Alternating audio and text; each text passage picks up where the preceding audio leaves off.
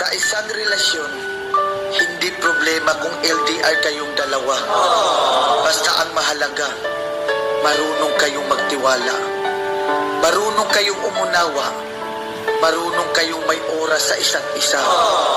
Dahil ang LDR relationship ay hindi binubuo ng 1,000 pangako, 1,000 I love you, 1,000 kondisyon.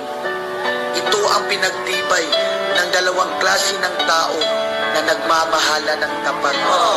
Dahil bihira lang ang nakakasurvive sa LDR relationship. Dahil anumang oras, pwede kanyang iwanan. Pwede siyang mahulog sa iba kasi hindi mo hawak ang feelings niya. Kaya sa may mga LDR relationship dyan, ito ang laging tatandaan. Hindi distansya ang umapatay at sumisira sa isang relasyon.